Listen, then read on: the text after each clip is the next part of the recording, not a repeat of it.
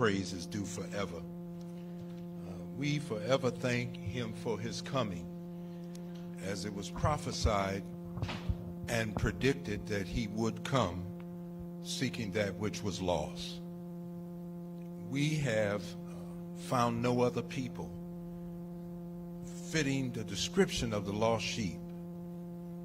We have found no other people fitting the description of the lost coin that they would sweep the houses for in order to find.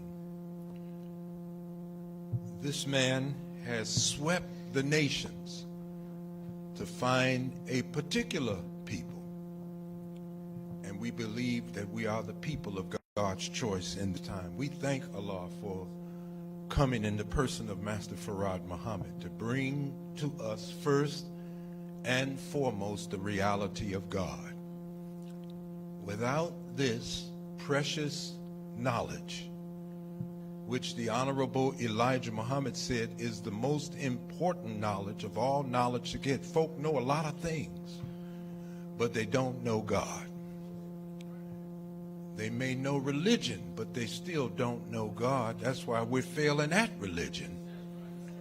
And so we thank Almighty God that he had to come, as the Honorable Elijah Muhammad said, we never in 1,000 years would have figured out who he was. He had to come and make himself known. And we thank him for doing that. Now we can't accuse God of being a mystery. If he's a mystery, it's only because we have not accepted him as he has identified himself. We're thankful for his wise choice and a messenger Messiah to us in the most honorable Elijah Muhammad. And to the two of them, I'm eternally indebted for their student, apostle, and servant. But he's my leader, teacher, and guide, the Honorable Louis Farrakhan. So let me, in a hurry, greet you in their names with the greeting words of peace. Salam alaikum. Thank you all again for being out. We'll be running to the sunshine of this word in a few days. That's how dark it's promised to get. The last time I was before you, we were talking from the book by John Williams, The Man Who Cried, I Am, that discussed a plot that in the event of an emergency called by the President of the United States, there would be a rounding up of black people. And this became known and coined as the King Alfred Plan. We didn't get to discuss a great deal of it, but you know, we wanted to highlight enough that would stimulate your interest to go even and investigate it yourselves. It is important that we understand that we're not exempt. I have been watching on Netflix the new season series of The Crown. Now, I watched the first 2 seasons of The Crown that deals with this woman that has been on the throne for the last 67 years. So she's seen a lot of presidents of the United States come and go. She's seen a lot of prime ministers of the United Kingdom come and go. She sat through many of the world conflicts. But one of the things I was paying attention to, that as England has lost all its colonies, remember that the British Empire was so large that they said the sun could never set on it.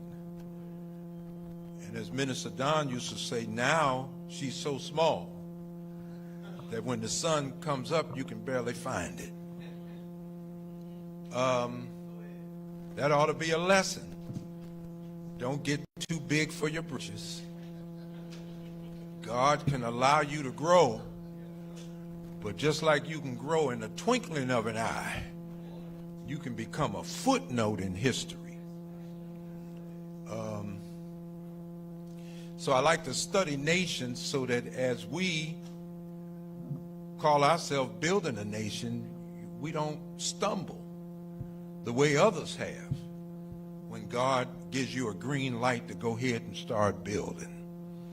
But in it, this new series, I saw a troubling set of circumstances that hit England.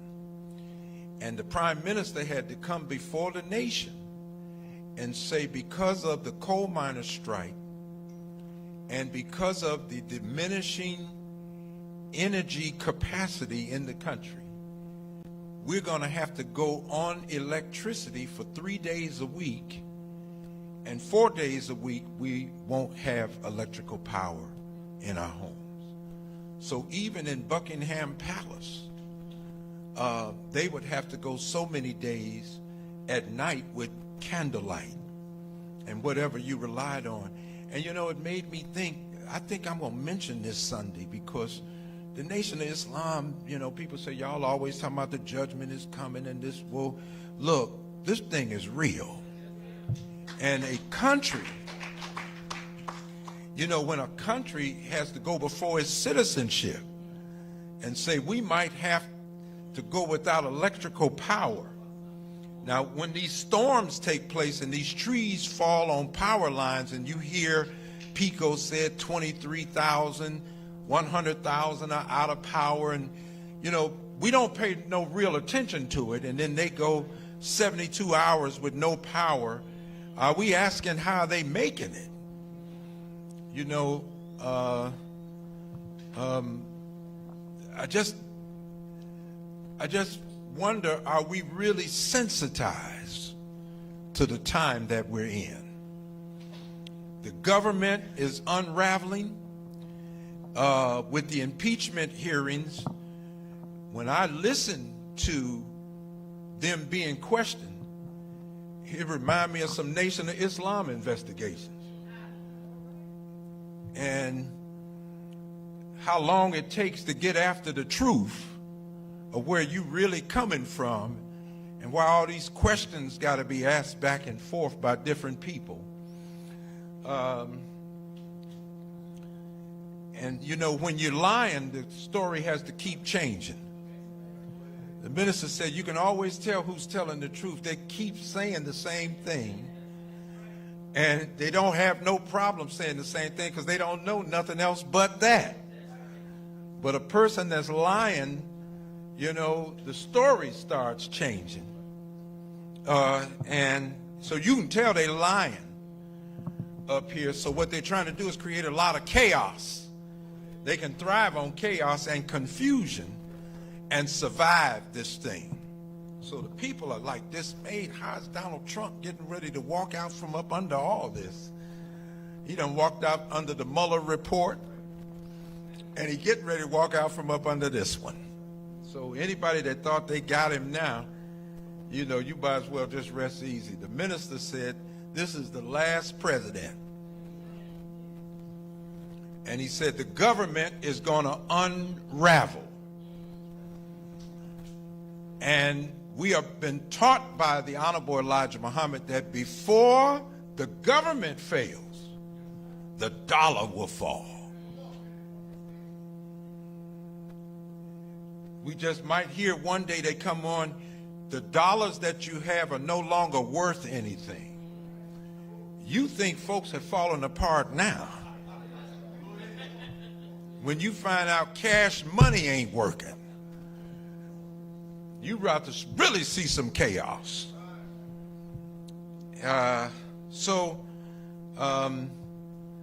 You know, as we get ready to close out 2019,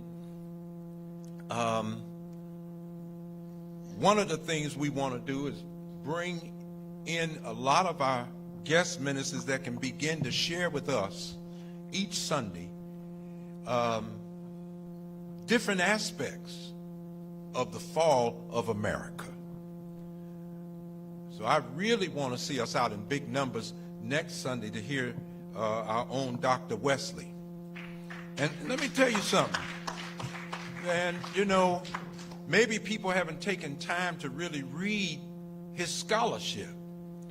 But he stood on the revelation of the Honorable Elijah Muhammad. This is important.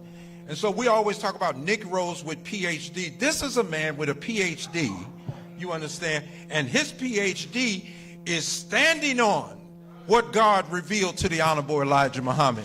And they had to accept that. His PhD didn't come from the scientists.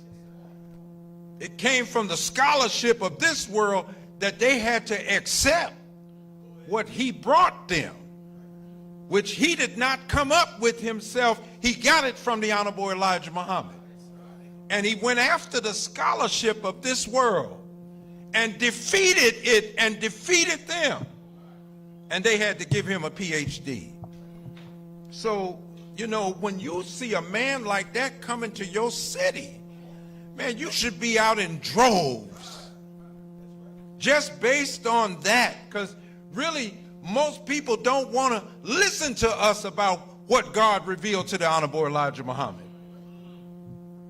And this is an opportunity to do that. So we have made flyers and things that we hope the FOI and the MGT will help us to pass this out. But this is our opportunity just to tell somebody, come and listen to somebody who has documented his study of the Honorable Elijah Muhammad's word and the invincible truth that it represents, and that he stood on it. We haven't had a scholar, black scholar, to do this since Sheikh Anta Diop. Sheikh Anta Diop went to the French Sorbonne. He put forth a dissertation that the Caucasian was not the origin of man and was not the origin of civilization, but actually were born out of the existence of the black man and woman. They would not accept what Sheikh Anta Diop brought them, so he went back and doubled down on what he gave them, right? That's what makes Sheikh Anta Diop one of the foremost scholars of the 20th century. That he came from a colonized people in Senegal. He went back to them with more evidence that they were a made man and not created from the beginning. Ultimately, they had to give him his PhD. They could not defeat his argument. We ain't had a scholar like that until Dr. Wesley came. So, you know, I'm taking a little time out to talk about my brother and why we need to be sitting down here. We're not scholars. And the only reason we're not scholars because we won't take the painstaking hours to study what's been written about us in relation to God. You know, but he has. And so, you know, I hope we will be out in great numbers.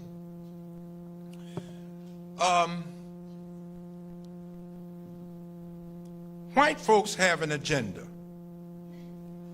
that they have to follow.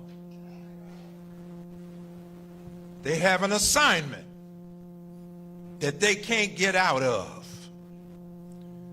They were made to rule, and they just cannot accept a subordinate position from us. Hatred and hate crimes have gone up through the ceiling in America. Now, people want to blame Donald Trump for fanning the flames of hatred. But even if Donald Trump and his rhetoric fanned the flames, who set the fire in the first place? See, we saw from what the Honorable Louis Farrakhan pointed out to us that when Barack Obama entered the White House, gun sales went through the roof. We saw when Barack Obama entered the White House, we saw militias quadruple in terms of the number of, you know what a militia is? Ain't nobody that enlisted in the army. They went and formed their own army.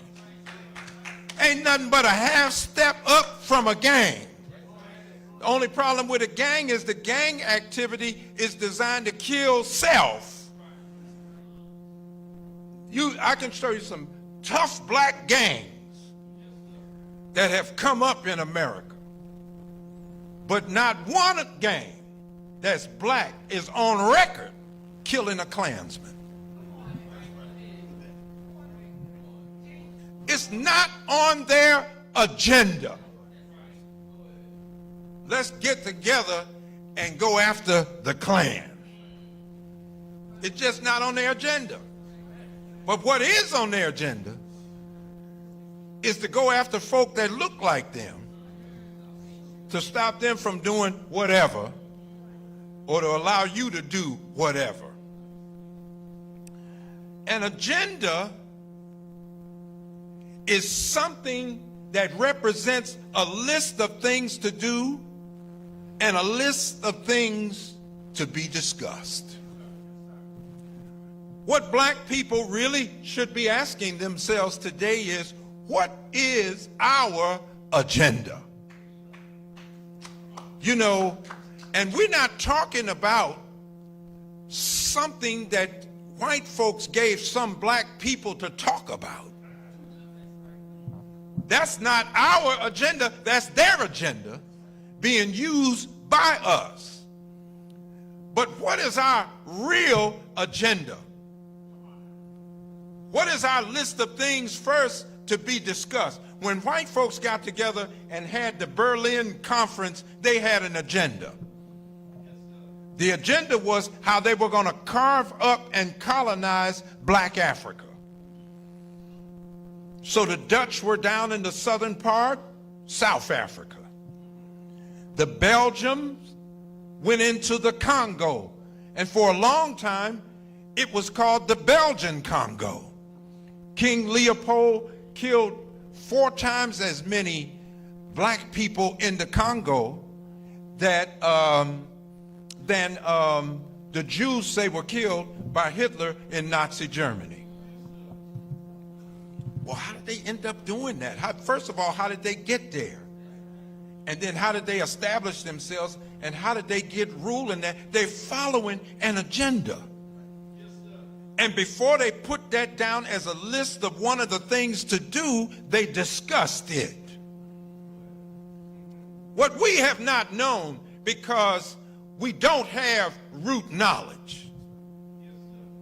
And you got a large part of black America rejecting root knowledge. Anybody that knows the science of growth can look at a tree, and even though you see the trunk and even though you see the branches, you know that the branches and the trunk could not have gotten there had there not been a root. Now, you and I can't see the root, but we know a root must be present in order for the thing to exist. If there's knowledge in the world, and that knowledge has built a whole civilization that has enslaved us, and in many ways today colonized us, you know what knowledge they're giving you, but what is the root knowledge? The root had to get here before the tree grew.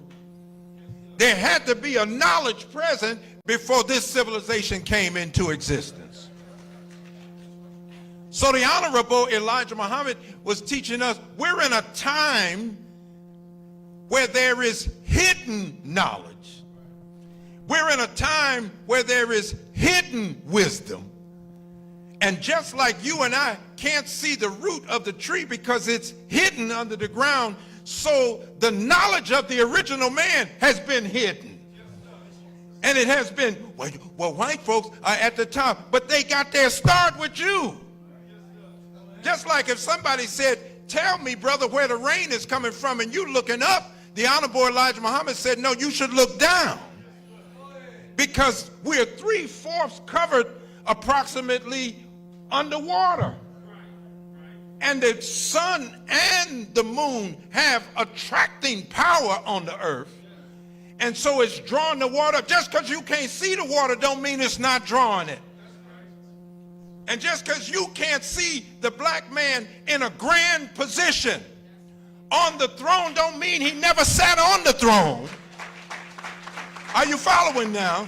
Because you see him ignorant now doesn't mean that he was not once a knowledgeable man. So today we have to talk about the national agenda.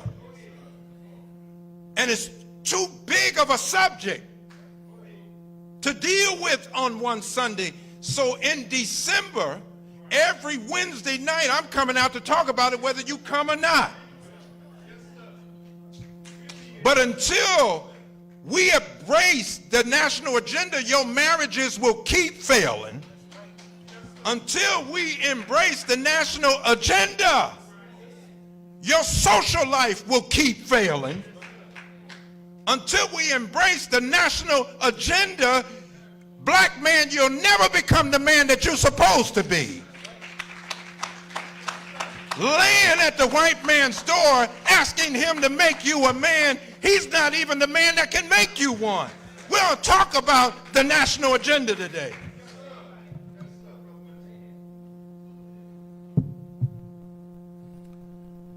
After the Million Man March, which was October the 16th in 1995, history shows us that on October the 16th, a few brave slaves and ex-slaves joined up with John Brown.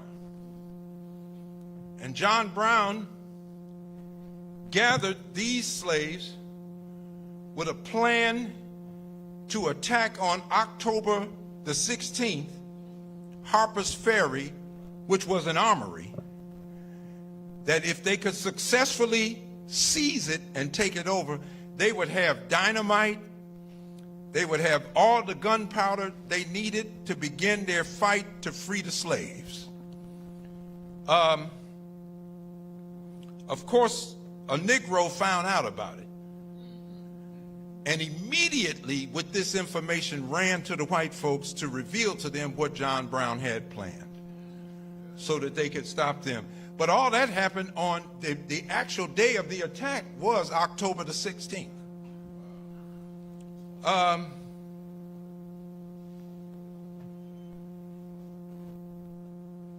In 1877, some white folks had to get together to discuss an agenda because something had happened after the Civil War.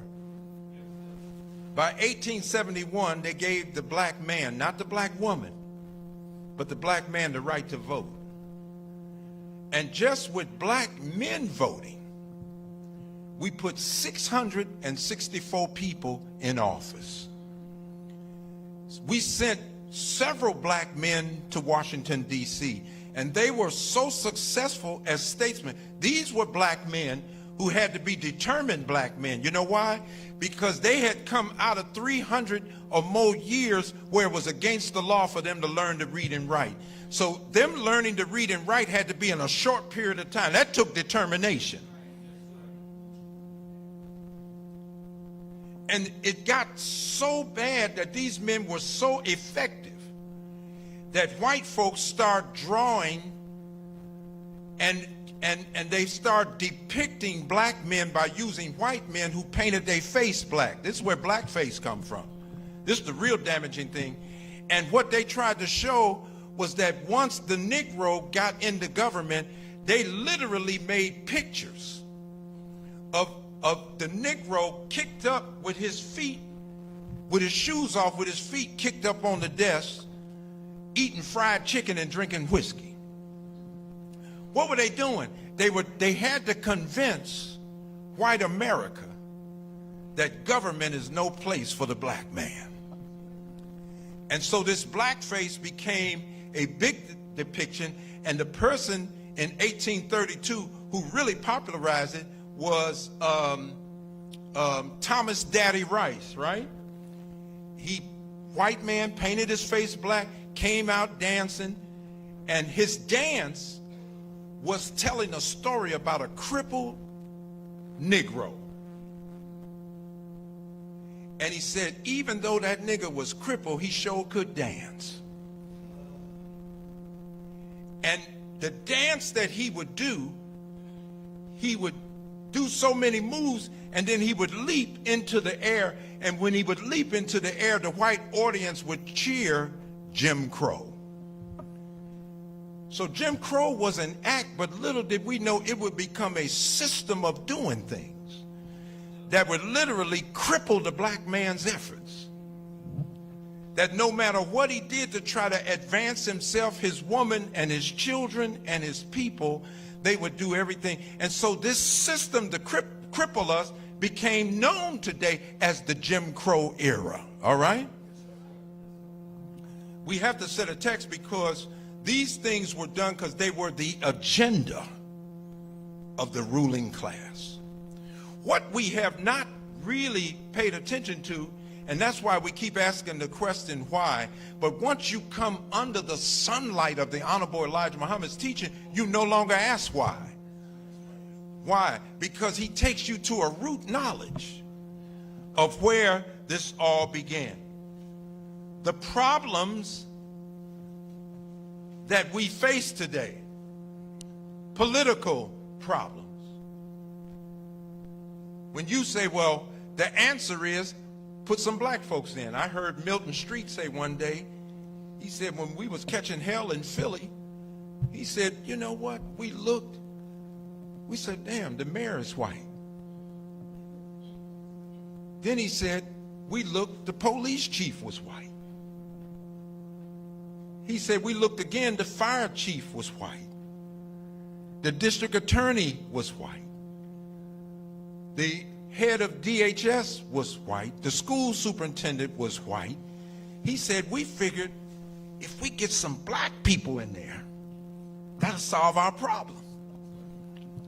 We got to a point where Philadelphia was the only city with a black mayor, a black police chief, a black fire chief, a black superintendent of schools, a black DA, Seth Williams, and we was catching more hell. So we're scratching our heads because we're trying to, but the Honorable Louis Farrakhan teaches us when a man can prescribe the diameter of your knowledge, he now becomes a master of your actions or your activity. So the only way to get beyond your oppressor, there has to be an introduction of knowledge that's not prescribed by him. A knowledge that just says reject him is not enough. Why? Because you're not introducing what I should be embracing. So the Honorable Elijah Muhammad goes beyond the diameter or the paradigm. See, black people have a sick fixation on the white paradigm. We're always trying to figure out how to deal with them, because when they do this, we're trying to figure out a way to react rather than just becoming who and what we are. So the problems that we're facing politically, economically, socially, even culturally, there's a war going on. Because through mass media, they can rip your culture apart and give you a new culture. A whole new way of expressing yourself. And so we're finding a lot of the old culture being stripped away. That's why a lot of us keep talking about back in the day. But the day is gone, and the culture that you exercised back in the day is gone. Because mass media has played a role in gripping the succeeding generations to help produce another kind of culture. The toughest guys in the neighborhood used to like a girl and would carry her books and walk her home from school. Now he's calling her the B word and she's referring to herself. Don't tell me it ain't changed.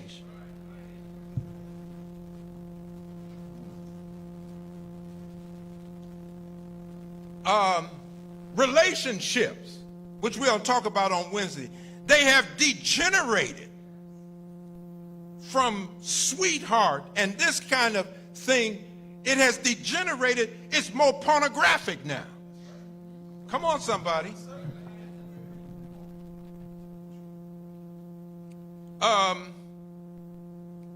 And so as the world is already on record destroying our morals, which we don't understand. We think just going to get a little schooling and get a degree really advances you, but really what advances you is your moral state. And when people can degenerate you spiritually and morally, I don't care what kind of degree you have. When you live in funky and you get exposed, it's funny how somehow your degree don't matter. People reject you and say, well, I don't want that man around my daughter. I don't want them around my son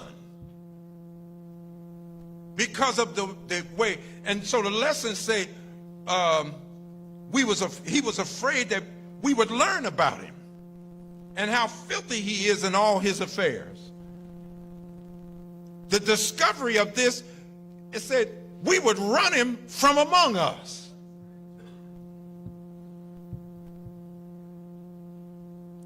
So the problems we face today cannot be solved with the same level of thinking that created the problem. Without the introduction of what the Honorable Elijah Muhammad says to us is a new way of thinking. And our Savior has arrived. He said, this God comes, he gives us a new way of thinking.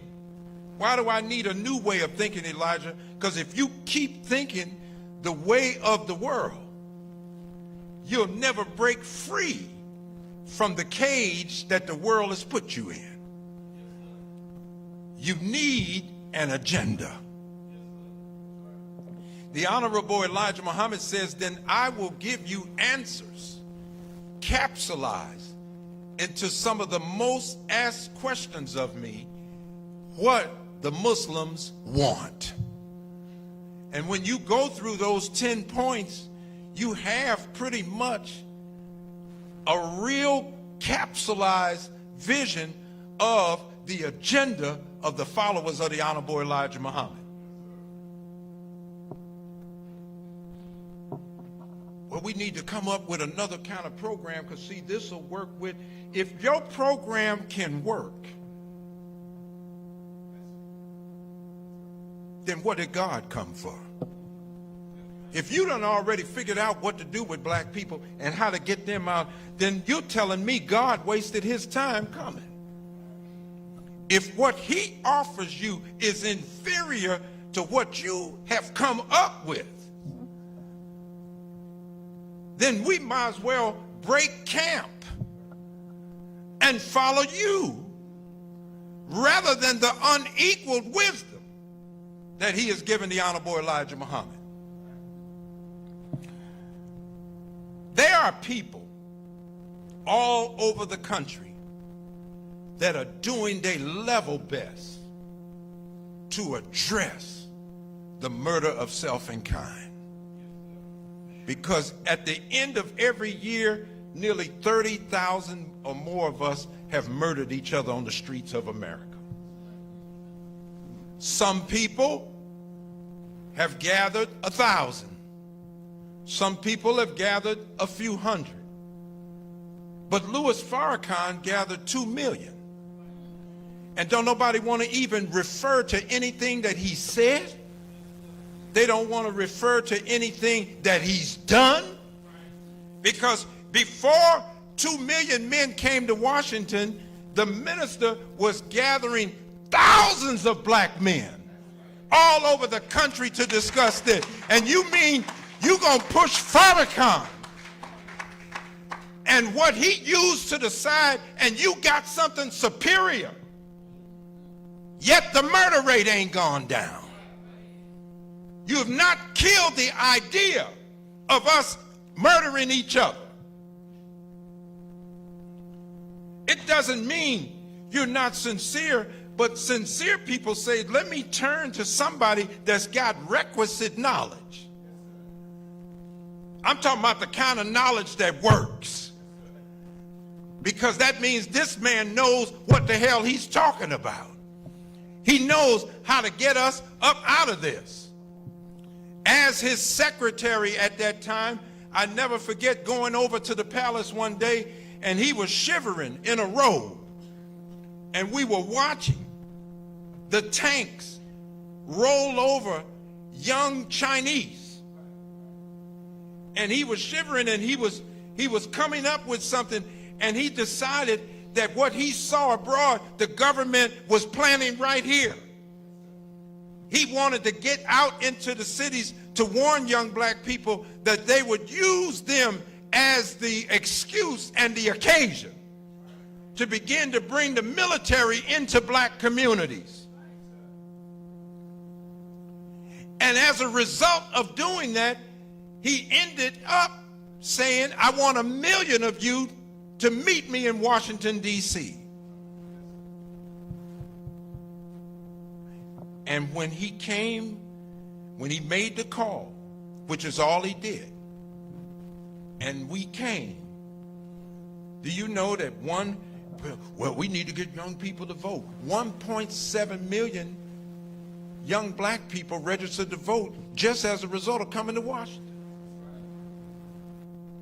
Well, these men ain't taking care of their children.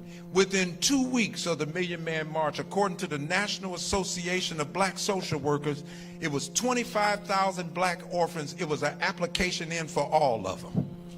Within 2 weeks of the Million Man March. Everything everybody's talking about doing, Farrakhan has already done it.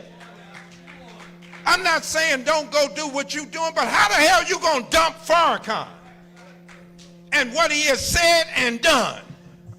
And you got something superior. I'm not following nobody that's just gonna dump my leader. I'll help you if you at least recognize him, but if you dump Farrakhan, hell, I'm dumping you. If you say to hell with Farrakhan, to hell with you then. I am a member of the FOI.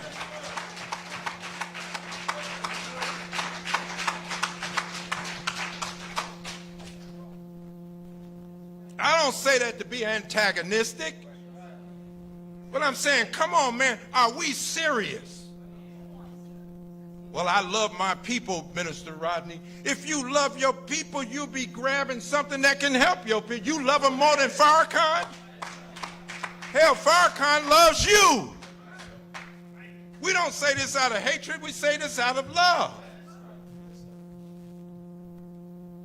The minister did not want people who were sincere overlooked. That's why he told Ben Shavers, go get all the black organizations.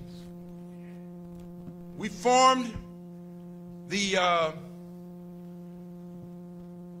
African American Leadership Summit. Get them, get their insights, get their views, get their opinions. And it culminated into a book called The National Agenda. And in this, almost every nationally recognized black organization has input in this book.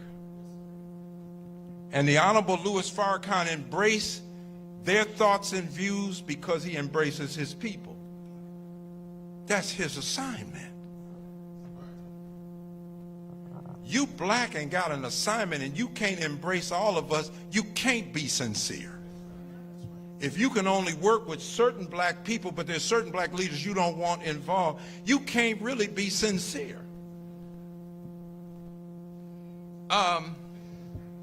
Anyway, the quality of our life, the quality of it is such that material things can only take us and satisfy us so far, but it ain't never gonna really satisfy us. And you're gonna think you want more, but what it is the man that you're dealing with is a finite man. He can't feed your soul. You're gonna have to get that from somewhere else.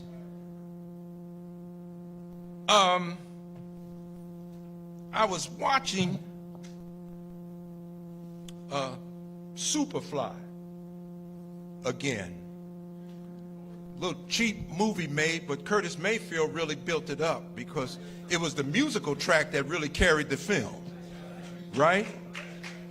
And for anybody that remembers that back then, and you know, there's a scene where Superfly is telling the white girlfriend he has, I want out of this life. And she's like, are you crazy? Like, nigga, are you crazy? You riding Cadillac, you got coke, you got cash money. And so he said, I thought this was the life I wanted. We was black and poor, so we were sure that heaven was have some money. And back then, get you a Cadillac. Come on now. And you got coke, and you got a white woman. And for a black man who's beaten down and don't see his blackness, not in the real sense of the word, he's saying, man, it don't get no better. But he looked at that white woman because she said, you want to change? Am I in this change?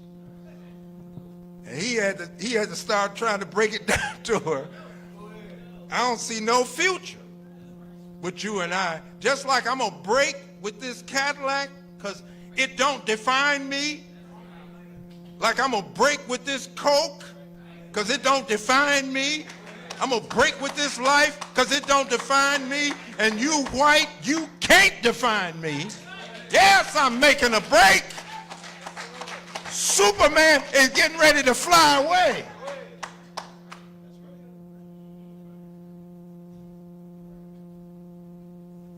Because the quality of our life is material things can't give us real satisfaction.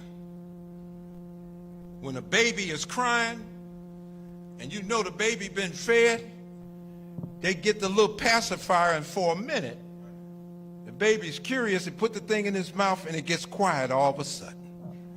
That's how it is with the Negro. He's crying for this now. He's crying for that now. Now white people have added to the thing, not what do they want. They said, come on, Obama was in the White House. Don't that prove to you that it's a fair game out here? If we let a black man get all the way to the presidency of the United States, that should prove that, you know, white people are trying to play fair. And y'all still upset and still dissatisfied. You're going to be dissatisfied until your soul is fed. And religion can't even help you today because you're looking for a higher manifestation of the truth. So our agenda has to start with where we are. Because the Honorable Elijah Muhammad said, you're always colored by the thing that you're in. Environment trumps nature. Environment trumps nature. You can have a great nature, but the environment that you're in can break you down and color your thinking and literally change you.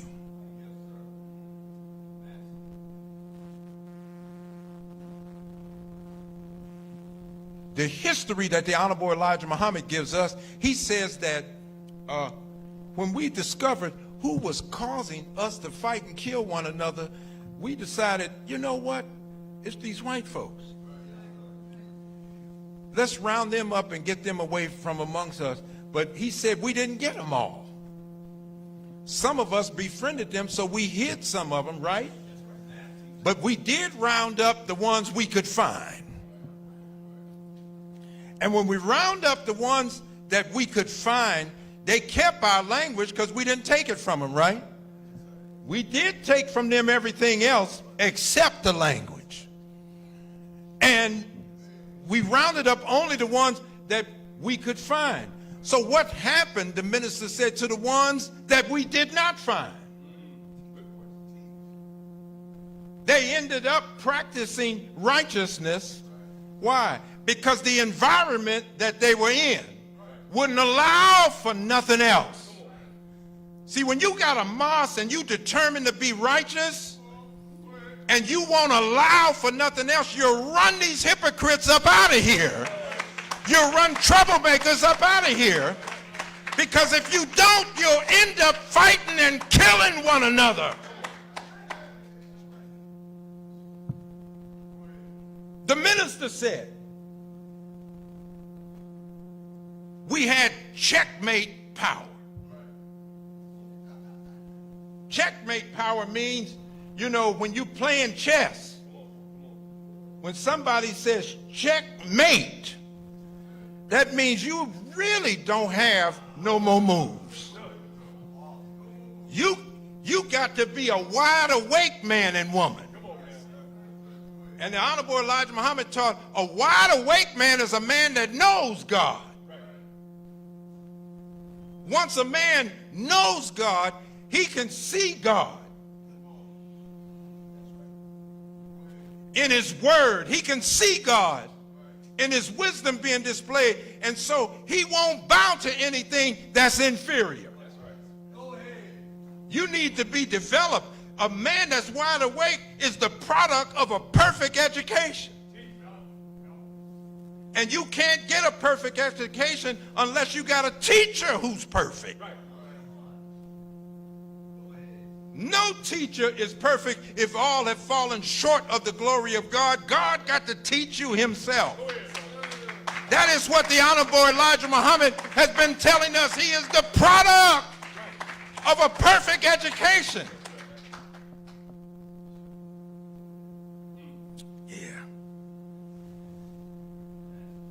The base of the present world that we are in is not rooted in the universal order of things. The base of the world that we are in then is not rooted in the life principles, freedom, justice, and equality. We are taught that when a person has been treated unjustly, because that is an attribute of God, it is an attribute of yourself. It sets up, the minister said, what's called an imbalance in the mind. Well, if an individual, through injustice, suffering injustice, has an imbalance in the mind, when a society is absent freedom, justice, and equality, then the society lacks balance. Now we find ourselves with extremes on every end. One or the other. Have or the have-nots. There's no more balance. And you find it growing more and more extreme. And pretty soon you're either for or against. If you look at the platform of what are called the progressives in society today, it's almost identical to the Republicans' platform of 1956. What changed the Republicans from where they were in 1956? See, an element came into them. You know, that's just a political history, known as conservatives, who migrated from the Democratic Party, because a lot of us don't realize that if you was black, you couldn't even belong to the Democratic Party back then. See, Strom Thurmond and them, they were Democrats. Jesse Helms, some of y'all don't remember these races. These people from the Carolinas and stuff, man, they've migrated over because Theodore Roosevelt started bringing blacks into the what was called the Democratic Party. So the people who couldn't tolerate it, they began to migrate to the Republican Party, and they pulled the party in the direction that they wanted it to go, from a moderate party to an extreme party. That's why when the Million Man March was over, the minister called for a third political force. He said, if you're Republican, stay there. If you're a Democrat, stay there. But let's become a force inside the party and move the party in the direction that we want it to go. Obviously, we didn't follow his instructions. So now, what is the price? Black people saying the Democrats are taking us for granted. Who you gonna vote for in 2020? You gonna vote for a Democrat because they're gonna tell you if you don't, you're gonna end up with Donald Trump again. And that's how they've been able to take you for granted at every turn. And you'll be in the same pattern as that. But the main thing I want you to see is that the present world, because it's a made man, a finite man that built the world, he has to build a world that reflects the condition of his own make. According to the book of Genesis, which is the book of genes, there's a genetic picture in there. In chapter 1, it says, let us make man. So there's a plural reality already present. In my dictionary at home, I ordered years ago, the Oxford English Dictionary. The grandfather of the dictionary of the English tongue. In that dictionary, the word pre-Adamite is in it. And the definition of a pre-Adamite are the people who existed before Adam. But Brother Rodney, you got to be wrong. Adam is the first man and he was white, and then they made Eve from his rib and she was white and everything. Go back and ask the white man about that Adam and Eve, and you know what he'll say? Well, that's not true. You say, well, why did you tell her? I'm a made man. I made it up. I thought a white man came through my chimney and left the toys down under the tree for my children. You mean he's not real? How did we start talking about him in front? I made it up. I'm a made man.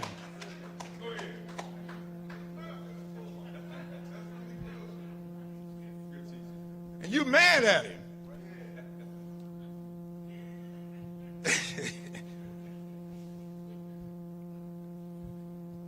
So he has to set up a world that reflects his make. The essence of God is not in him then. Let us make man. How are we going to make him? In our image and after our likeness. He'll be human in form like the original. We'll teach him how to live a respectful life.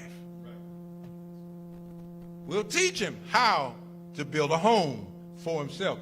See, we're going to give him an earthly reality where there are minimal resources. So if you look at Europe as a continent, it has minimal resources for its people. That's why the European sprang out from Europe and colonized the rest of the world of the people of color, because the people of color were standing on abundance of resources. Cocoa, magnesium, oil, gold, diamonds, all that. You can't get that out of the soil of Europe. Europe was a prison. Europe was a place for rebels. It was the answer of what to do with people who were rebelling against God's law.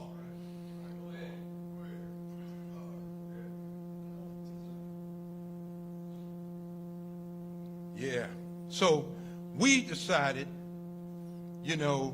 that something had to be done. But there's a reason that the base of this world is like this. And what he has to make the world is a world of sport and play. And the Honorable Louis Farrakhan always taught us, Allah did not create us just to play games and sing songs. Games have a beginning and an ending. People gonna watch the Eagles today. I tell you, it's gonna end sooner or later. After they blow the whistle when the game starts, the game got an ending. Got so many minutes each quarter. Am I lying about it? When the Phillies play, it's 9 innings. Unless there's circumstances that takes them beyond it. When the Sixers play, it's 4 quarters, right? Unless there's circumstances that take, but the game ends up ending sooner. Every song got a beginning and an ending. You don't just sing the song forever. You say, well, the song ends, what we going to sing? Sing the next song that's coming. But see, it's a world of sport and play. And as the Quran says, it's a transitory life. So it's somewhere in between where you were and where you're going, right? That's what transit comes from. And the Quran clearly says this life this ain't the real life then. If I'm not where I was, then I'm not what I was. And I'm not doing what I was doing. But I'm in transit to become something and to start doing something and to bring about something. But what I'm in now is not going to bring it about. What I'm in now is not going to define me as to who I really am. But technology will try to make you define yourself in this transitory period. So he's fashioned a world after his own finiteness. Because he was told he only had 6 days to work, he fashioned a world behind that. This is a world in a hurry. And so the Honorable Elijah Muhammad said these words to us: you must remember we're in a hurry. We ain't got a lot of time. So Master Farad Muhammad took his own hand and he wrote out for the Honorable Elijah Muhammad actual facts. A new way of thinking starts with the actual facts. The actual facts are free of emotions.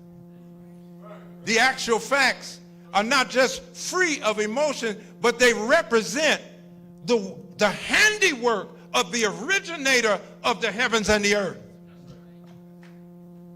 We are taught that after Allah willed the sun into existence because he had an intense dislike for the darkness, he went to war with the darkness and the sun became his weapon.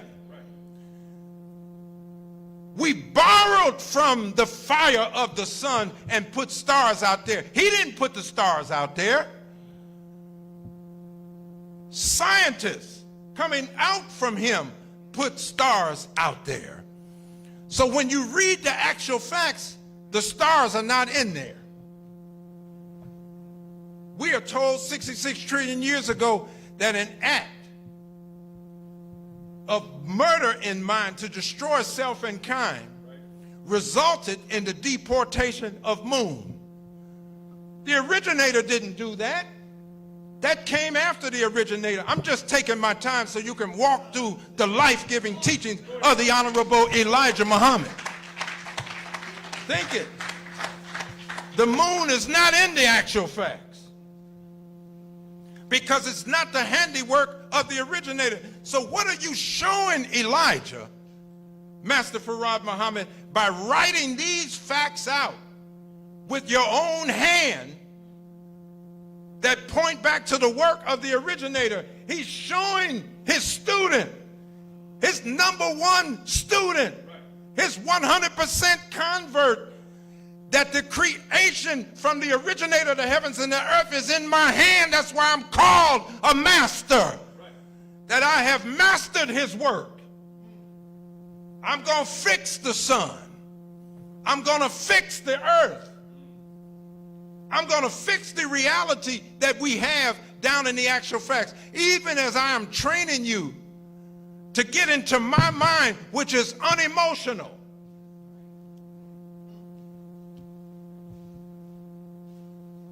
Sometimes when you're real emotional, you even lose patience. But the Quran tells you, seek assistance through patience and prayer. The originator, the Honorable Louis Farrakhan, taught us once, in his 2 trillion years of bringing himself into existence, began to grow impatient with the pace of his own development. And see, impatience is a force. It'll start you to complaining. Impatience is a force. It'll make you get fed up. Impatience is a force. You get irritated. And you think you're irritated with the lieutenant or the minister or the captain or the this class or this command, but you're really growing impatient with the pace of your own development. And when that force takes over, you drop out of a process, the only process that will evolve you. Because a man who's made from you don't have the power to evolve you. The only force that can evolve you, Rabbil Alameen, is the very God that created you, that put in you his own essence, so that you could identify with him. The made man ain't like the man in the 2nd chapter of Genesis. What happened to the genes there? In the 2nd chapter of Genesis, there is no us. In the 2nd chapter of Genesis, it says, and now the Lord God created man. And from the dust of the earth, he formed him. And then he breathed into him of his own spirit. And the Bible says, and then the man became a living soul. Well, how come the man in the 1st chapter didn't become a living soul? Because he lost his soul in the grafting process. Take your time now. See, once you're grafted, and once you're grafted like that, and the soul or the essence of God is not in you, and you make a world to reflect how you were made, then you make a world that's designed to distract and erase from the mind of man and woman the remembrance of God. So at best, in this world, we pay lip service to God. If we had done more than pay lip service to God, God wouldn't have had to come. If we had paid more than lip service to God, the prophets would have been able to stop Satan. God has come because the prophets couldn't overcome a God. Well, anyway, we are the original man and woman of the earth. That's root knowledge. And like the root is hidden from the trunk and the branches of the tree, if you reject the root, you're a liar when you say you love the tree. No man can have hatred for the root, his own root, and really love. I love my people, but don't teach me about I go back to here and my ancient existence and everything. If you hate that man, you don't love this one. So in all thy getting, get history, because history is most attractive and best qualified to reward our research.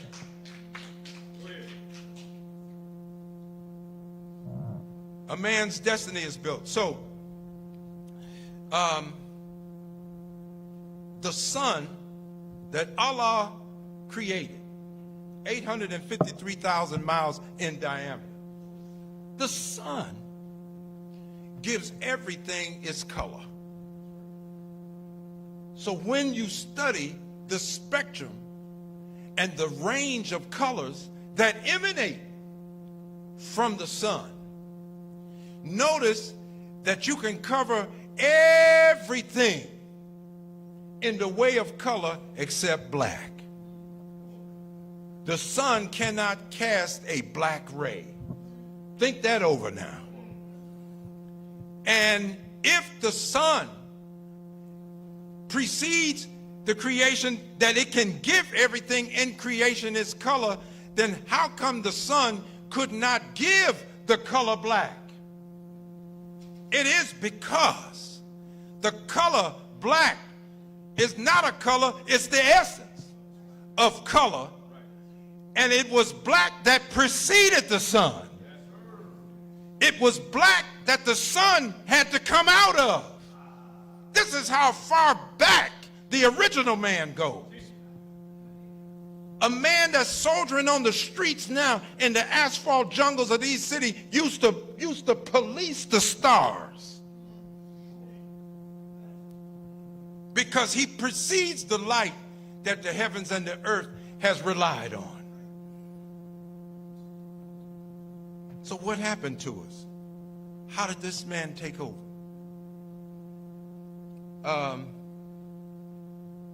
A vacuum in our history. Now, vacuum, like your vacuum cleaner or whatever, you'll notice it's a suction thing.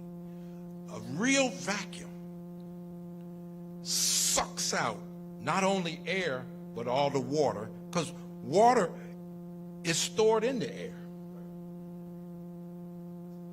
And if all life come out of water, I'm taking my time so you can follow with me. If all life come out of water and it sucks out water, then nothing can live in a vacuum. So there's a vacuum in our history where we begin to take away the things that offer clear signs of the wisdom of the original people. Why do you think the deserts are 4,861,000 square miles? We begin to hide great cities. Malcolm X used to teach how cities were buried in the earth, ancient cities built by the original people. This was the old neighborhood. Come on. For ancient people, this was back in the day when we were building and when we were ruling. And there was clear evidence of the wisdom of the original people. So the minister teaches us we begin to bury our wisdom. And every generation that comes that can't see a clear sign of our wisdom, that generation goes to sleep on that wisdom. Are you following? The more you bury, the less they see. Then when they begin to act a certain way, they're acting a certain way based on the limited version of our life that they saw. The children born today in North Philly, West Philly, South Philly, they think that the stores that sit on the corners in our community were always controlled by somebody that came from another part of the earth.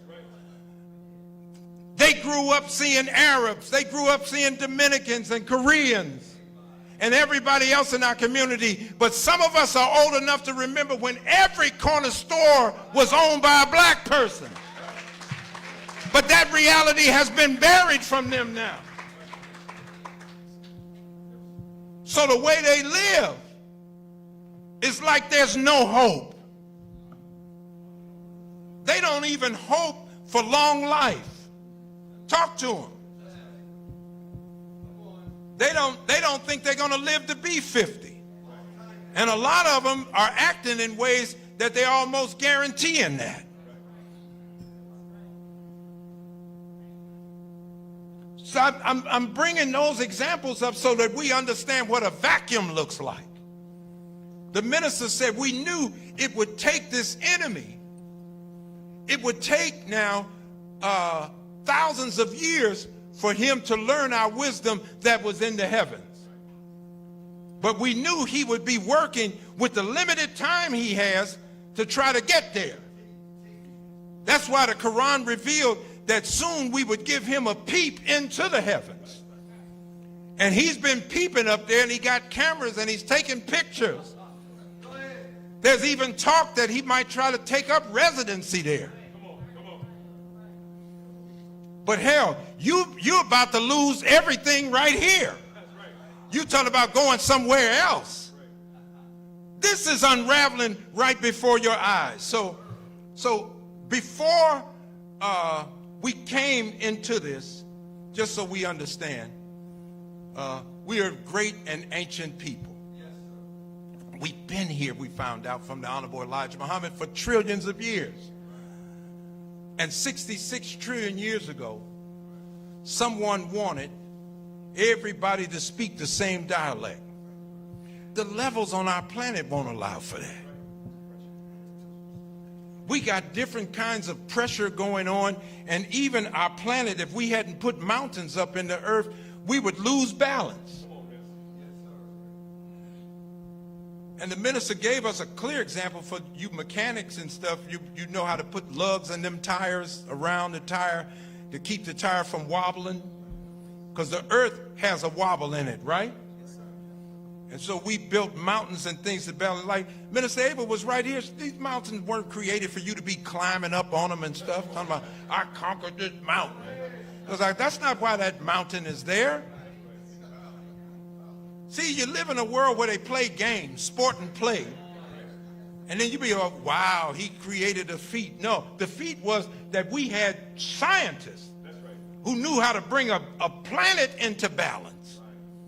Because the planet is imperfect, but the planet has perfect observance to its law.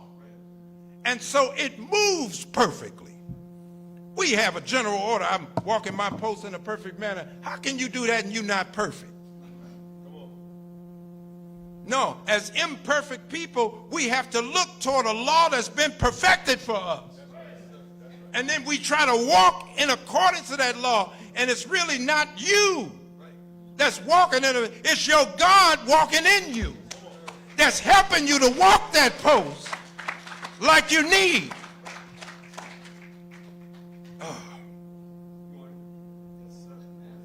The Honorable Elijah Muhammad said once he put that dynamite in that planet and part of the planet shot out. It shot out 12,000 miles into the sky. So that's 6,000 miles beyond gravity's pull. But not only did that happen, so we don't know how far we got from the moon, because the planet itself fell 36,000 miles out of its original orbit. Now, when the planet is traveling through space, making its revolutions around the sun, every path, the Honorable Louis Farrakhan teaches us, it brings about a different form. So the form of life on the earth is not the same as the form of life on Mars. And now they know that there's life on Mars. Well, why isn't the form the same, Brother Rodney? Because the path that they're traveling through space determines the form. When we pray the prayer and we say, oh Allah, guide me on the straight path, if you even trying to walk on the straight path, the form of your life don't look like the form of somebody's life that's living recklessly and following any path that's laid out before them. The Muslim prays for the straight path. That'll give me a certain form where God now is fashioning you into shape. But he can't fashion you if you walk in some reckless path. Are you all following what I'm saying? See, we're wondering why we're failing, but a man with requisite knowledge has offered that knowledge, but we have rejected the messenger. So the Honorable Elijah Muhammad said this deportation of the moon, he said a whole new world of thought came in. Because God, who used to be among the people, hid his face from the people. He withdrew his reality. So now, just follow me for a minute, because I used to think for years, a whole new world of thought. What kind of thought was it? But I realized if God hid his face and he's the only reality, then the new world of thought and the new language became signs and symbols. You could only show a sign of God or a symbol of God because God ain't there no more. And with God not being there, Mr. Yakub was wise enough to say, where is your God? And when you could not produce him, he offered the mystery God teaching. But we are taught only after the Honorable Elijah Muhammad was raised up. We've searched for the mystery God for trillions of years. And we determined there is no God besides the Son of Man, right? Because God lives in man. Well, anyway, a whole new world of thought came in. 50,000 years ago, one of our own scientists saw 2 cycles of history. Now, if you can see further than everyone at the table, if you're at the table to come about a decision, there's going to be a disagreement. Because everybody else's decision is based on what they can see. And you start talking about, but see, this is going to happen. They say, man, I can't even see it. Isn't that what we say? I can't see it, so I can't go along with that one. So we got disagreement. So, you know, Prophet Muhammad, peace be upon him, had a general. And this general was more foremost than his other generals. And at war, the general came with a plan that was really superior. But as the history goes, the other generals didn't go along with it. So Prophet Muhammad, peace be upon him, saw the superiority in the plan from the one general, but he saw that the rest of the generals had a consensus not to go along with that plan. So he took the plan of those that had the consensus. And it angered the one who had a superior plan. What was Prophet Muhammad doing?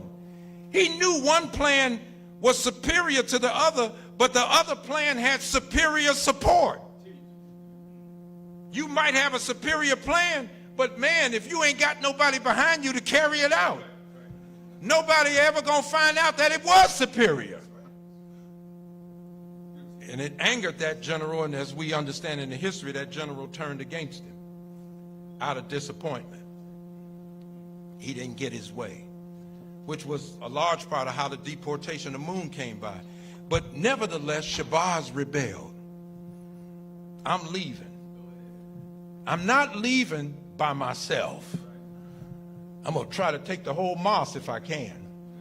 But you know what? I'm leaving with my family. And so the name Shabazz got pulled out of the Holy Land. He takes his family and goes down into East Asia, as they now call it Africa. So the scientists can see, you know, that something needs to happen, because we got something in us. We got the nature of righteousness, but there's a dark side to the righteous nature of man. And a scientist now who ain't emotional. You know, a scientist will put anything under experiment so he can increase his knowledge. So he says, so our own nature needs to go under experiment. And we need to take this weaker dark side and give it a form. And then after giving it a form, we need to supply that form with wisdom so that it can begin to rule over our strength. And they were able to see his birth in the year 8,400. Mr. Yakub. Notice why I went through that, because people think Yakub was born and then he decided it was already decided before he was born. So the lesson says, so he was born with a determined idea. He didn't come up with the idea. He was the vessel for the idea. Give the weakness of self a form. Well, how you going to do it? We got to start from the original man. How you going to get the original man to even begin to go along with this? Because you got some among them that's dissatisfied. You can always work with a dissatisfied person, because he's got a state or she's got a state of mind that they'll work with anything against what they dissatisfied. The minister taught us the original man has always been dissatisfied. But he said it was a positive dissatisfaction. See, positive dissatisfaction is how you move your life forward. I've been living here for 15 years. I'm not satisfied. I'm going to save my money and get me a better house. I've been driving this car every other day. I'm fixing a leak or I'm changing a tire. I'm getting a new car. Why? I'm not satisfied. I'm going to get a new suit. I've been wearing that suit for the last 11 years. I'm not satisfied. That's positive dissatisfaction. You get fed up with where you are. That's what moves you on. And you improve yourself. Islam ain't here to make you worse. You're supposed to be getting better under it. The early Muslims that were with the Honorable Elijah Muhammad, they used to display the homes that they lived in. They said, and when I joined Messenger Muhammad, I used to live over there in a flat, but after I joined Messenger Muhammad, the promise of money, good home, friendship, and all walks of life. What's the promise about? I know you ain't happy where you are. I know you ain't happy with what you are. But I promise you money and a good home and friendships in all walks of life. The Honorable Elijah Muhammad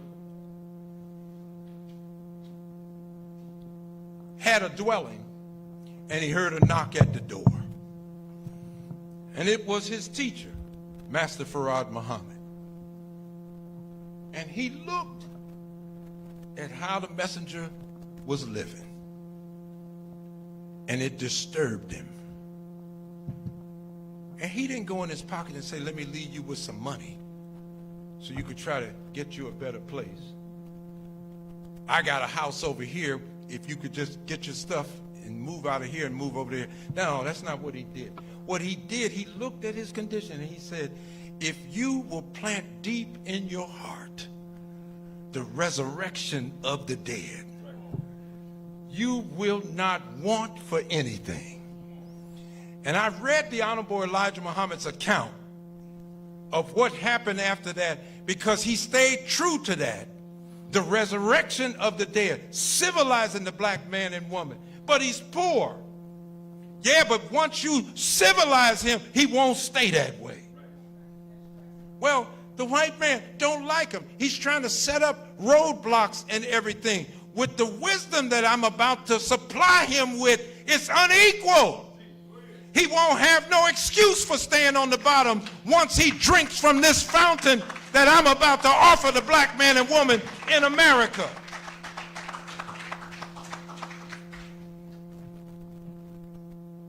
No, we allowed for now. We knew dissatisfaction. What we didn't know was devil. There had never been a devil. When I was talking with Brother Jabril one day, I said, well, Brother Jabril, you know, the lessons keep saying every 25,000 years we made history or Quran. So I said, so if we made Qurans, where the other Qurans at? And he said, the Honorable Elijah Muhammad taught us those Qurans are locked up in a vault in Mecca. And he said Master Farad Muhammad's father started taking him in that vault at the age of 4. By 6 years of age, Farad Muhammad knew his destiny. Can you imagine reading the other Qurans from other 25,000 year periods? Can you imagine reading Qurans and you don't even see devil in it? Devil hadn't been made, so it couldn't have been in that Quran. Hypocrites didn't even exist. They're not, see, this sick, we in the worst of the 25,000 year cycles. We got all these characters. I mean, you ain't even reading about opposition. Wicked rulership, technology. See, all this stuff is not in these Qurans. He's learning the history of us. Going back trillions of years, he would only use what he needed so that he could bring us through what we needed to make us like himself. But these Qurans had histories in them, but you didn't even have disbelievers. Oh my God. And if you ever read the transcription of the Honorable Elijah Muhammad's teaching on the black man's history, you find this history even in there from Malcolm's words, because he sat at the table of the Honorable Elijah Muhammad, who was constantly spoon-feeding him these histories that he had learned from Master Farad Muhammad. So we knew dissatisfaction, but we just didn't know devil. And what has happened with devil is we discovered the poor part of the planet Earth. Now we found the worst of ourselves. And what has that done for the scientist who's unemotional? He has found what's called, the messenger called it, the full range of the knowledge of self. We knew our righteousness, we just didn't know our weakness. We knew our wickedness. You know, we knew strength, but not weakness. We knew the light side, but we didn't know the dark side. And so now we have been provided. So what does the full range of the knowledge of self do? That's how you perfect a man.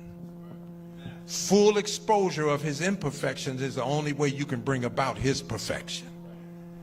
So here comes the teacher now, who has to be born with a wisdom greater than Mr. Yakub's and greater than the scientists of Mr. Yakub's world. He's got to master tricks, because unless he masters tricks, he can't keep us from getting tricked. And it's only through him that we can walk out of this. So we started with a period before where we were original. We started where we've been broke down to even being called Negroes. And it has provided us with the full range of the knowledge of self. And the Honorable Elijah Muhammad is teaching this is a transitory where we about to walk out of this one. And what will we walk into? We started from infinity. We're going to walk back into infinity. But the new thing ain't what it was. So the student got to start with who is the original man, not who was the original man. Because if we talk about who was the original man, that man fell to Yakub's children. And because of their fall, we've been under their rule and their reign. Is that right? But this new man has got to be a man who comes up out of that. Another whole version of the original man is being produced through the mind of the Honorable Elijah Muhammad and the Honorable Louis Farrakhan. And if you want to know what he looks like in the end, the scripture says the eye hasn't seen it. Neither has the ear heard it, neither has it been conceived in the heart of man. The only one who has seen it is Master Farad Muhammad himself. The minister said he can see, even though he won't be here beyond 400 years, he can see all the way to the end of his wisdom and what it would produce. And so that's why Jesus is doing this work. Nicodemus says, it's evident God is with you. Well, okay, he said, there's no way you could do what you are doing unless God is with you. Nicodemus represents the scholarship of this world. And the scholarship of this world has all but laid down at the foot of the Honorable Louis Farrakhan. They know from his world friendship tours, they know from the work in one of the most evil nations on the planet, the United States of America, there's no way, Farrakhan, that you could do what you are doing unless God is with you. Farrakhan, how might I enter? Since this is a finite period, the eternal period all over again. He said, you must be born again. How? The scholarship is saying, can I be born again? How can I be made little and go back in my mother's womb to be born again? He said, you know, what's born of flesh is flesh. You're carnal. You're not spiritual in nature. But what is born of the Spirit, see, is the Spirit. He tells you about the people. He says, as thou seest the wind, and you can't tell where the wind started, and the wind blows and you can't see where the wind ended, so it is the people of the Spirit. Who are the people of the Spirit? They're the original people of the earth. They're the only people that you know are here. But you don't know where we started because we go back so far.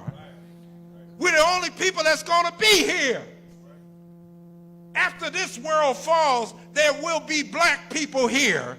And you don't know how long we'll be here. You didn't write our birth certificate. You won't be able to write our death certificate. Nicodemus, the people of the Spirit are the original people. We have no birth record. We have no beginning, no ending. We are the original people of the earth. When you're furnished and filled with truth like that, your households should be on fire. And when your households are on fire, the neighborhood gets on fire. Because our spirits have been made so damp, we're rushing to houses of worship wanting somebody to fire you up.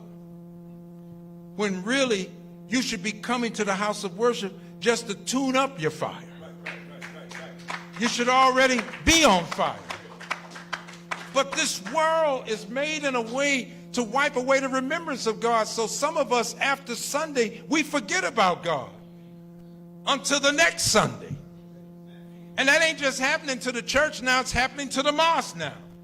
It's happened to the synagogue. He's been able to wipe away the remembrance of God in the minds and the hearts of the people. 1,784 pastors quit every month. They've been trying to work with it. They said, man, I done had it. Now you ain't even got to sell papers. Wait, just what would be a minute? You ain't got you basically, your parishioner, all they got to do is come out on Sunday and leave. And there's so much hell there. That's how many are quitting every month. Every month, at least 3 pastors commit suicide. So we just talking from the house of worship. This is how much hell we have brought into the house of God.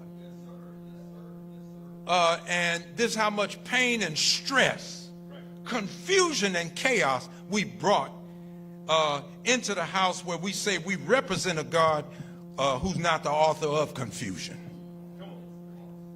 So every Wednesday during the month of December, you can come out or not, it ain't mandatory, but you know, we're going to learn about, because you know, some people come to me and they say, well, we don't want to be with each other no more. And I said, okay, so, and you're here for? Well, what do you as the minister, what do the laborers say we should do? And they said, well, you know what? You didn't come to me before you got married. Now it's falling apart. Don't come to me. Farrakhan gave us a way. We went another way. Then that way that seemeth right unto a man, the ends thereof is the death of the marriage. Now you're coming back to me. I can't fix a marriage. Well, should we break up? I said, I'm not allowed to say that. I'm a laborer under the Honorable Louis Farrakhan. All I'm allowed to say is go back and work it out. But you don't understand in that. I said, I can't tell you to leave him. I can't tell him to leave you. I can't say those words out of my mouth as a laborer.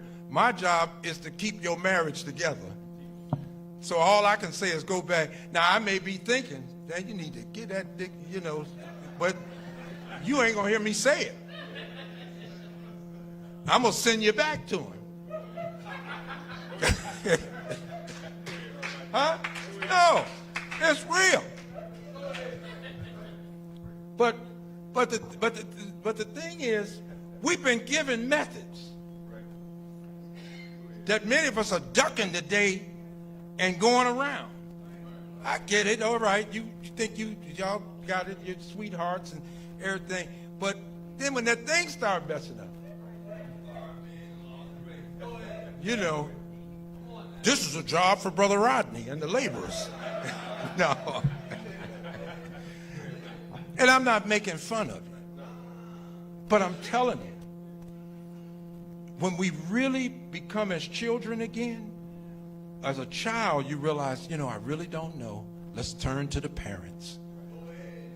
We have the great parenting under the Honorable Louis Farrakhan. He's offers us every kind of way. I know we could do better. What I will say is that if you do break up, you should, if you got to break up, you should break up like followers of the Honorable Elijah Muhammad. So what's the follower of the Honorable Elijah? The first thing that a follower of the Honorable Elijah Muhammad is trained in is how to suffer the ignorance of your own people. So you may be out offering a final call. You may be out inviting someone to a Sunday meeting. They may cuss you out.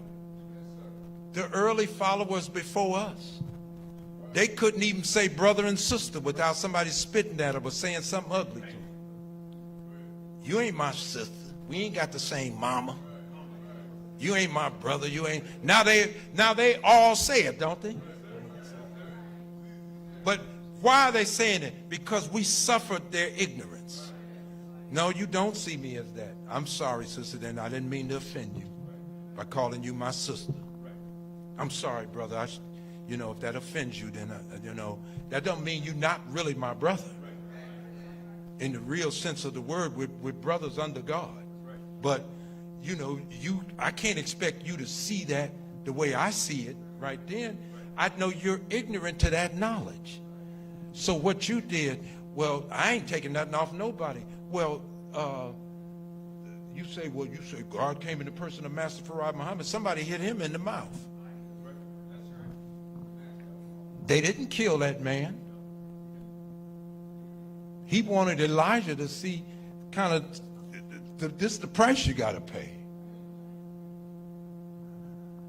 So if I'm with you in marriage, you with me in marriage, and we can't make it, I don't need to call you the B word. Come on now. I don't need to act ugly towards you. You still a follower of the Honorable Elijah Muhammad. And you don't need to act ugly toward me if I'm still a follower of the Honorable Elijah Muhammad. And if you keep that, you got some kind of decorum about how we handle our affairs. Why are you talking about marriage and relationships and stuff? Because the fall of a nation is first seen in the homes of its people. If the home is fallen, the nation is fallen.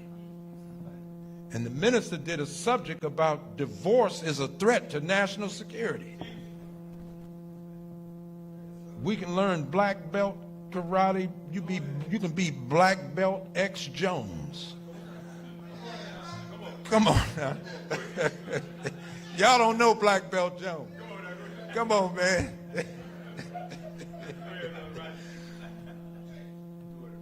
But if our homes are falling apart with lightning speed, the security of a nation is already jeopardized, right? So, you know, we're going into what we call a revival, as I said before, because we don't have the mind of Christ in us yet. The minister said it starts out like a seed. And then if you feed on truth and right guidance, the seed will grow into the mind of God. That's what he told us. That's the process, right? Yeah. So, you're more likely, I ain't saying you can't do it without it, but you're more likely to keep feeding on truth and right guidance if you stay with a community that's trying to do it than if you stay out and try to run solo, with your own ideas and things. Because the minister said Columbus was half-learned. So a half-learned believer knows just enough to get themselves in trouble. That's about all you know of the wisdom of the Honorable Elijah Muhammad. Just enough, he said, to get yourself in trouble. Glenn Muhammad did that. He said, shoot, I know this teaching. Shoot, what is Elijah? I'm going to get my own mosque. Abdul said it. He said, I know more than him and Farad that taught him. So I'm going to get my own mosque. Man, they got some of them black folks in Detroit together. When them people started fighting each other and throwing chairs and stuff into mosque, the messenger said, like Columbus, whose men died because the ship wrecked. Glenn Muhammad and Abdul, he said, I hear they're over there fighting each other now. And they're half learned. They know the teaching, but they knew just enough to get themselves in trouble. They don't know how to get out of it. They over there killing they're over there killing each other now under that kind of madness. So may God bless us with this month coming up. We got to work like crazy. And I'm going to end where I started. Brother, Dr. Wesley coming next week and packing the house for our brother and what he has to share with us.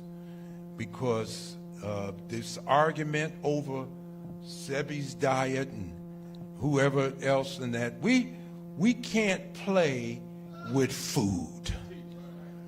Huh? We can't play with it. And maybe we have to have a discussion all over again about it. Because the man will kill us through the food and the water. He'll talk more about this and, some other things. But the minister said the people of the new world, it'd be three things that characterize them. They're careful how they think, right? They're careful how they act. He said, and they're careful what they eat. That's going to characterize the people of the new world. So we have to think about it. These things are scriptural. We can find where Daniel and the Hebrew boys were very careful what they ate. And they couldn't have done that without being careful how they think. Right? And when you're careful how you think, careful how you eat, it's automatic you're going to be careful how you act, because your actions are coming from your thoughts. Your thought is always ahead of your act. You say, well, no, I did that, Brother Rodney, I wasn't thinking. No, you were thinking, you just didn't pay attention to it. Right. But your thought always precedes the action. All right? So may God bless us and keep us. Assalamu alaikum. Hey. So, beloved, I don't know if anyone's out for their first time, never been out with us before. If you are, you can raise your hand. And if you're not, oh, thank you, beloved. Thank you, black man. If there's, we shared a lot of the heavy things that come from the wisdom, but know that this wisdom cuts through everything that we're dealing with out here. This will lift the black man up to the place. And, there are a lot of people who say they really, really admire Minister Malcolm X, and I don't doubt them. But Malcolm is not the product of what he did 9 months out of the nation. He's the product of 12 years being a disciple for the Honorable Elijah Muhammad. And a careful review of Malcolm's speeches, he always credits Mr. Muhammad for who and what he was at that time, and so, we don't have to plead that case or anything, but I just say that to say that that same teaching, that same wisdom is still present. It's invincible. It can't be destroyed. Anybody that's drinking from that fountain can be made just like Malcolm X was. And so we offer that to you in Minister Farrakhan's invitation to become a member of the Nation of Islam right here in Philadelphia. Is there anybody who wants to do that right now? It's time to take a step. It's going to take you to do it. You know, the Negro is waiting on God to do it. You know, but God will tell you when to act, but he's just not going to act for you while you sit down and be a spectator for your own liberation and your own freedom. You got to be a participant.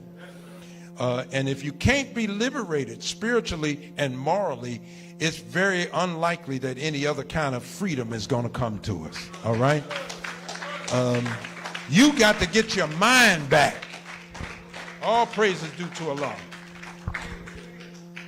Thank you, black man. Thank you so much again. Thank you, beloved. I've seen your face before.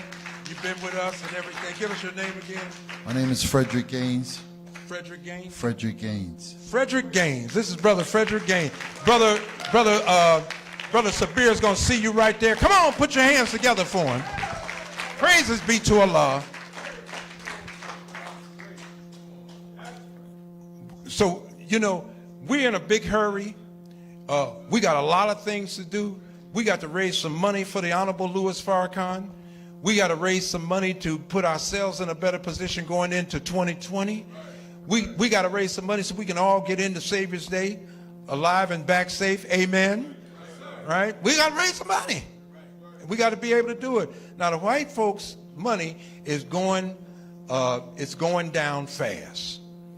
God knows it costs a lot of money to live now. And they're giving us the stats in Philly. Anybody been reading the latest stats? The average household in Philadelphia brings